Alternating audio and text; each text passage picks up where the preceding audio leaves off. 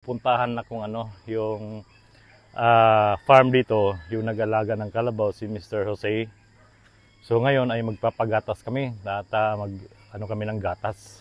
Ayan mga kasipti, pinupunasan na yung ano para tutuyo, taka mag-umpisa na kami maggagatas ng ano, gagatasan na namin kalabaw.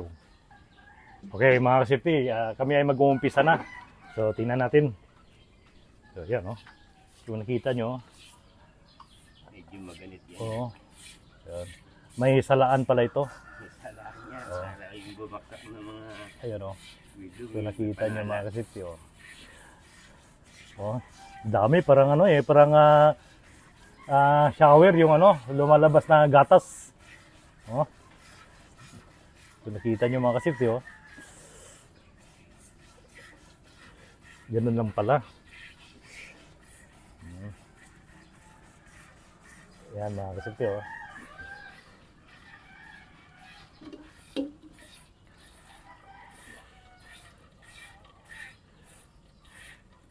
parang parang tawag shower Inabasan ng ganyan para hindi lumapis ang kamay.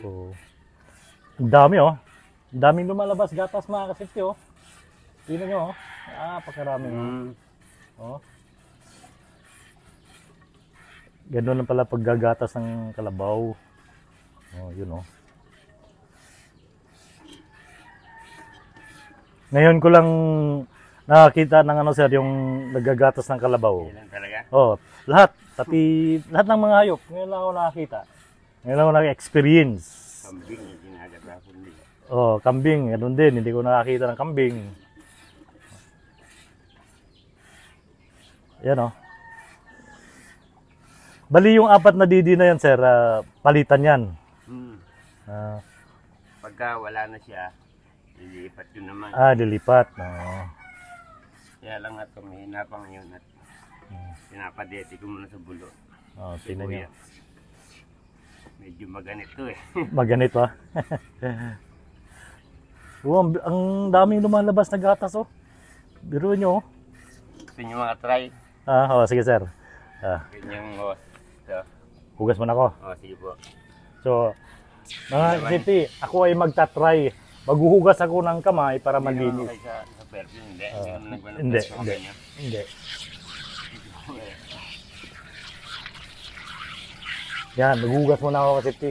Kasi bawal pala pag may kailangan malinis yung kamay mo, walang nilagay na alcohol, perfume, o mga pabango, bawal. Maangamoy yung gatas. Sa sabon mo na ako, boss. Pwede, boss? Mas maganda magsabon para talagang malinis.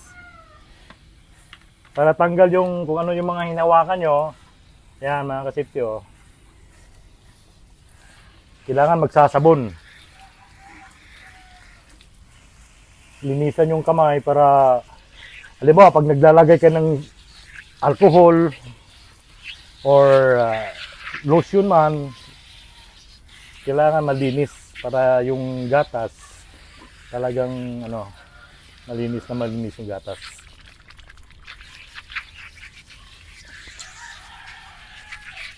Ayan mga kasipti yun.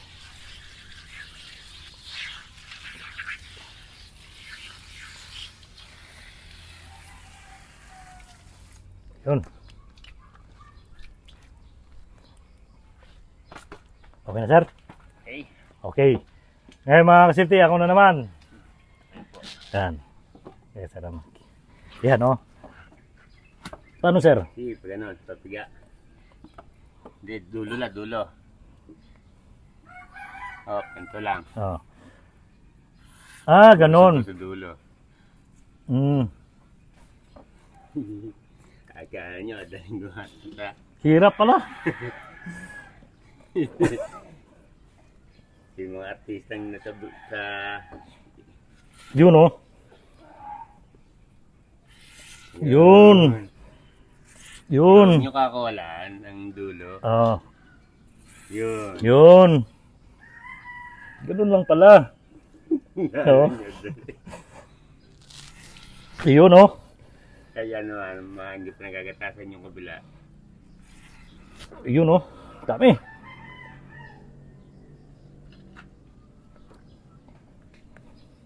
Ganun.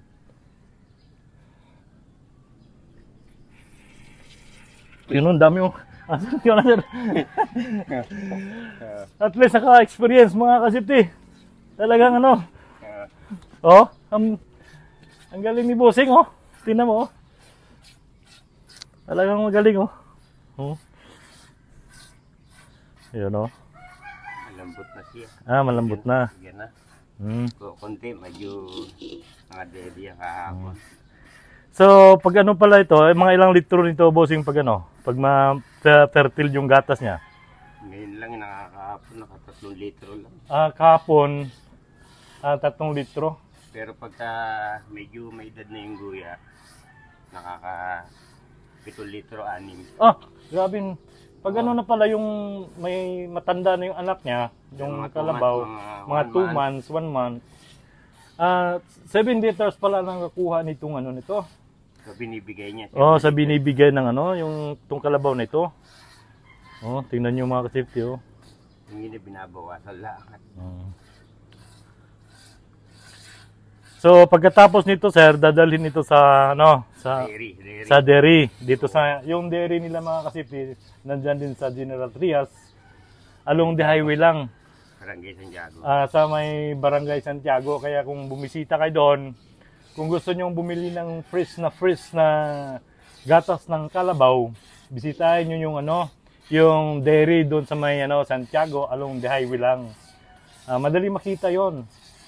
Marami silang binibinta doon. May ice cream, Candy. may candy, Candy ice candy, saka Patillas. pastillas.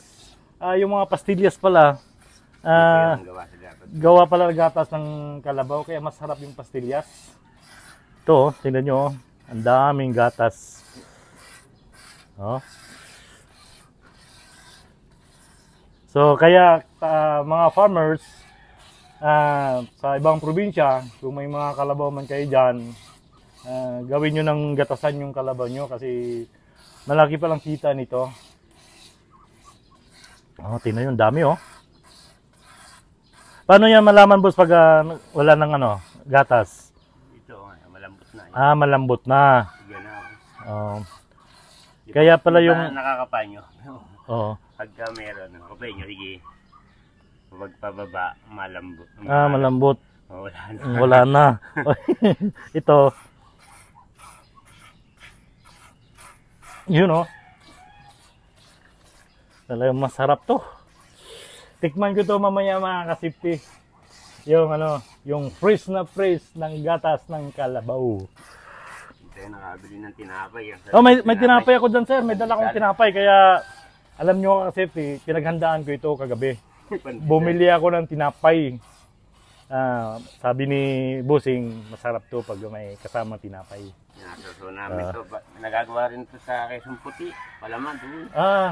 Mayroon din kisong puti doon sa ano nila sa dairy. Sarap din yung palaman sa mainit. Masarap yun sa mga palaman sa mga tinapay. Kung saan man kayong sulok dito sa Pilipinas, bisitahin niyo yung mga yung may mga dairy na gatas ng kalabaw. Maano ito sa maraming benepisyo ito sa katawan. You know. Talagang normal one ito. Ito ang ganito talaga mahaba din. Oo. Pisil na pisil kayo, lalo ba tayo? Ala nyo, dali Pero nyo mga kasiti, akala nyo madali lang paggagatas ng kalabaw. Mahirap pala. Kailangan mo ng force na yung pipigain mo yung tip ng yung dulo ng didi ng kalabaw. Oh. Oh. Talagang pakinggan nyo yung mga kasipti, yung tunog ng Oh. Oh, tingnan nyo. Talagang parang alam mo yung parang shower na Oh. Talagang malakas yung niya, yung yung produce ng ng kalabaw, yung production ng gatas ng kalabaw na ito. Oh, tingnan nyo, oh. Talagang sanay na sanay si Bossing, oh. Oh. Tagal-tagal na eh. Mali. Biruin nyo, yung mga anak niya dito napagtapos sa pag-aaral dahil dito sa Kalabaw. Oh. Yun, Meron no? kayong 5 kalabaw. Kumpara nyo na 500 ang kita ng isang kalabaw, di 2.5 na, di ba? Oh, 2.5 daily. Kung meron kayong 5 Kung- gatasan, Ang sabi ni Bossing, kung may 5 kayong kalabaw na yung gatasan, okay, araw-araw kikita kayo ng 2.5. 500 na lang isang Oo. kita ng kalabaw. Oh. Kung makuha nyo pa malakas ang gata sa Oo. kalabaw, nakaka 10 liter. Kulang 1,000. At saka mga kasipti, yung kamay ni Bossing talagang malinis yan bago siya bago siya na kinukuha ng gatas yung kalabaw. Sabon niya. Talagang nagsasabon siya ng maayos tapos hinugasan, punas. Talagang malinis. Kaya mamaya titikman ko ito. Fresh.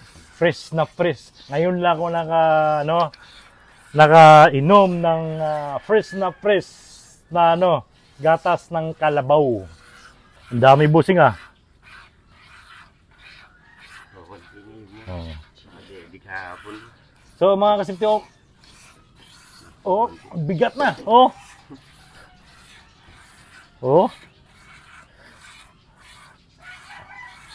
Ang dami Talagang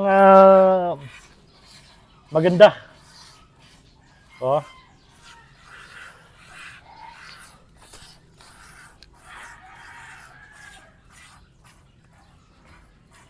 Tingnan nyo mga kasipti. Behave na behave yung kalabaw. Talagang siya, talang sanay na yung kalabaw na gagatasan. Tingnan nyo mga kasipti. Parang kaliwa kanan yung gatas Parang nagpapump lang si Bossing ng yung basta parang biruin nyo. Dami takam na ako tikman yung yung gatas. May dala akong tinapay. Yan Mga ilang litro na kaya yan Bossing Ang dami na nito. Siguro nasa na ito Nasa 4 liters na. Mga 4 liters na itong gatas na ito Okay. Nanilipa na. Okay, ngayon nakaramdam na yung kalabaw na parang paubos na yung gatas niya, naninipa na, parang umaangat yung paa. Sasaktan na Wala makakuha Pilit mong gatakan. Yan Talagang fresh na fresh Yun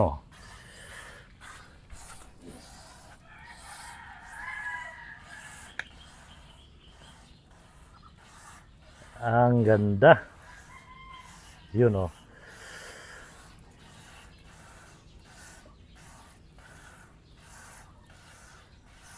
Ang dami pa rin si Ro, tira mo Dami pa rin mga kasipti. Talagang behave na behave yung kalabaw.